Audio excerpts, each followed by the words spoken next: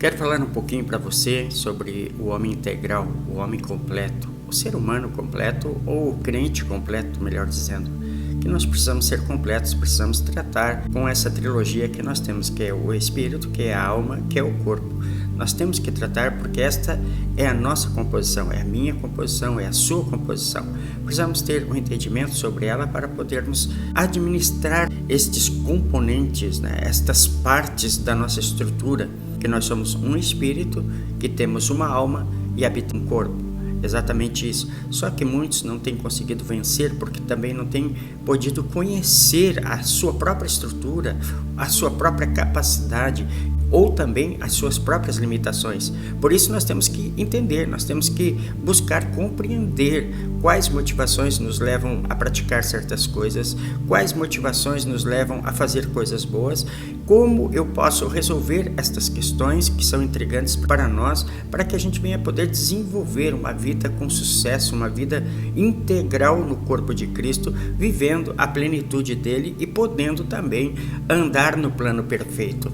Nós temos que entender que nós somos esta trilogia e o verso que eu quero dizer para você está em 1 Tessalonicenses capítulo 5, versículo 23, que diz assim: "E o mesmo Deus de paz vos santifique em tudo, e todo o vosso espírito, alma e corpo sejam plenamente conservados irrepreensíveis para a vinda do nosso Senhor Jesus Cristo."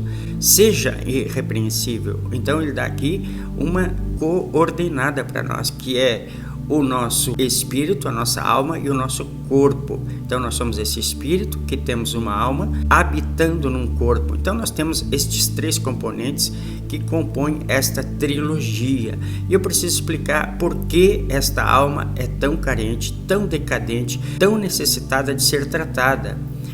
A alma é esta parte de nós que um dia deu legalidade ao diabo. Isso nós precisamos entender, que a alma é essa parte de nós que deu legalidade ao diabo, por onde fora destituída da glória de Deus. Nós tínhamos todo o privilégio que tínhamos na essência. Eu sempre digo que nós não somos pecadores porque nós pecamos, mas que sim, houve uma essência de legalidade de pecado, por onde todos decaíram do privilégio do qual eles desfrutavam, o ser humano desfrutava. A Bíblia diz em Romanos capítulo 3, versículo 23, todos pecaram e destituídos estão da glória de Deus. Quando o ser humano, o primeiro homem pecou, ele foi destituído dessa glória. Paulo explica ainda em Romanos capítulo 5, versículo 12. Estou lendo os versos na Bíblia Almeida Corrigida Fiel, que ela foi traduzida desde 1960 da Trinitariana, uma Bíblia importantíssima que é fiel.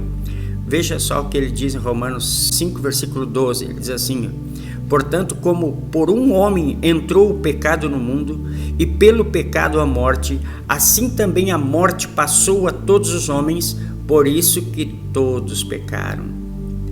Vou repetir o verso. "Portanto, como por um homem entrou o pecado no mundo, e pelo pecado a morte, assim também a morte passou a todos os homens, por isso que todos pecaram." Romanos 5:12. Ou seja, por causa de um só homem, o pecado entrou no mundo e disseminou este pecado para todos os homens. Então, o pecado não é o ato do cometimento, mas a essência que o homem decaiu da glória de Deus, dando legalidade ao diabo. Ele deu legalidade ao diabo, por isso nós temos doenças, por isso nós morremos a este caos, a essa decadência, porque houve um pecado de essência, por onde o ser humano se encontrou pecador. Então todos pecaram. Dali, daquela descendência, todos pecaram e foram destituídos ou estão destituídos da glória de Deus e necessitando de salvação, necessitando de correção, necessitando de uma visitação do Espírito Santo para que novamente eles sejam integralizados no corpo de Cristo e tenham a sua plenitude conservada em Cristo Jesus. Paulo explica novamente em Romanos capítulo 5, versículo 18, a mesma versão da Almeida Corrigida Fiel. "Pois assim como por uma ofensa veio o juízo sobre todos os homens para a condenação, assim também por um só ato de justiça veio a graça sobre todos os homens para a justificação de vida. Romanos 5:18. Assim como que por um só homem entrou a ofensa e com a ofensa o juízo, assim também por um só homem veio a graça para a justificação. Jesus trouxe a graça para nós, para nos justificar, para arrancar de nós todo o pecado que residia na nossa carne, nas nossas vontades, na nossa emoção e no nosso intelecto.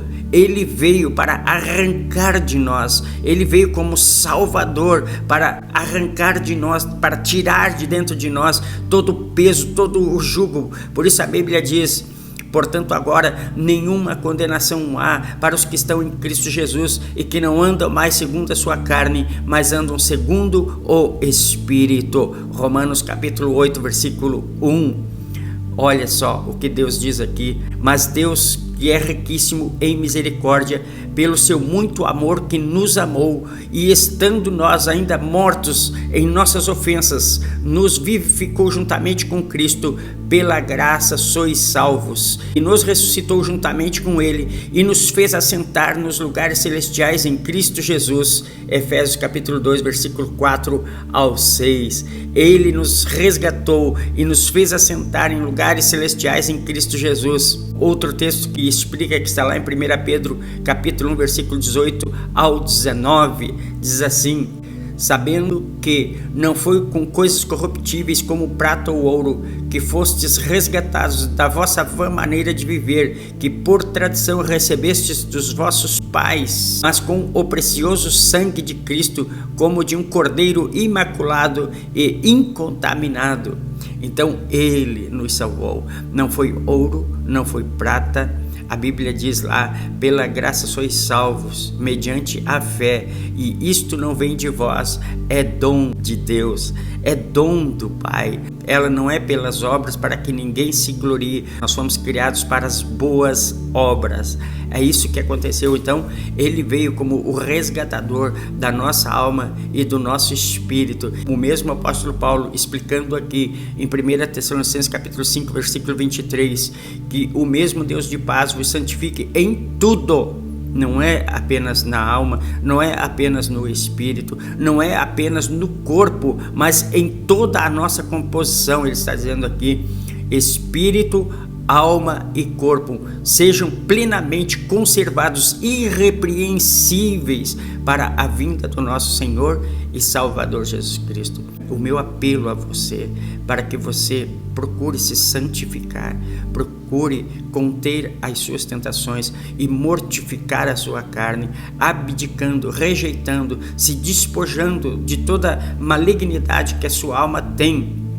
Tem um outro texto lá em Romanos capítulo 8, de maneira que, irmãos, somos devedores não à carne, para viver segundo a carne, porque se viver segundo a carne, morrereis, mas se pelo Espírito mortificardes as obras do corpo, vivereis.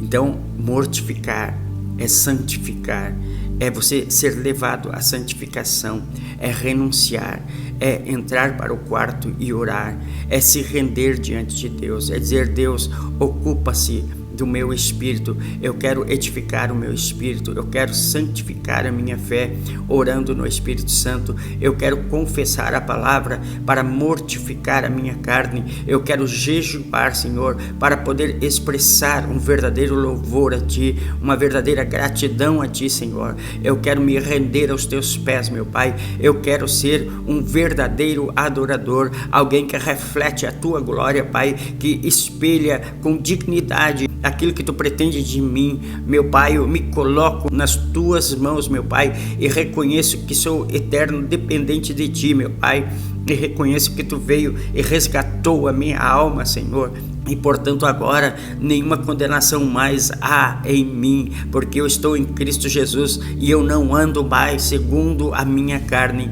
mas ando segundo o Espírito. Ande segundo o Espírito, comece a andar no Espírito Santo. A Bíblia fala que Porém vos digo, andai em espírito e não cumprireis as concupiscências da carne. Então aqui há uma disposição para que andemos no Espírito Santo. Ele diz, se vivemos no Espírito, também andemos no Espírito. A única condição para você não pecar, para você não se desviar, para você não dar lugar à carne e também não dar lugar ao diabo, é andar segundo o Espírito. Para que a condenação não reine mais sobre a sua vida, é andarmos no Espírito, segundo está escrito em Romanos 8, versículo 1. Se nós não andarmos no Espírito, fatalmente iremos decair desta graça, decair do poder, decair da condição que Cristo tem para cada um de nós. Mas Paulo dá uma recomendação aqui: mas vós, porém, não estáis na carne, mas no Espírito, se é que o Espírito de Deus habita em vós. Mas se alguém não tem o Espírito de Cristo, esse tal não é dele. Mas se Cristo está em vós, o corpo na verdade está morto por causa do pecado, mas o Espírito vive por causa da justiça. E se o Espírito daquele que dentre os mortos ressuscitou a Jesus habita em vós, aquele que dentre os mortos ressuscitou Cristo também vivificará os vossos corpos mortais pelo seu Espírito que em vós habita.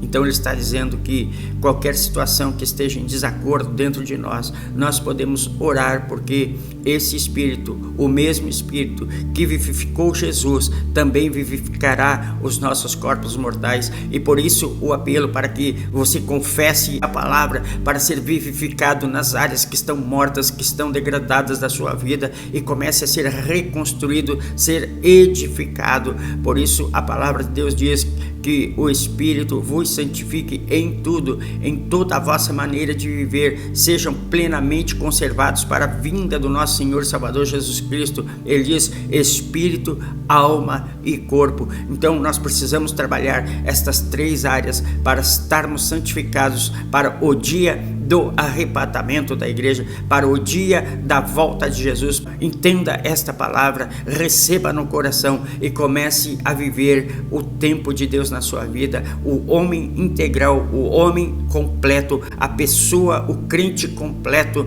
na sua vida, em que se despoja, abdica daquelas coisas para poder viver uma vida em santificação.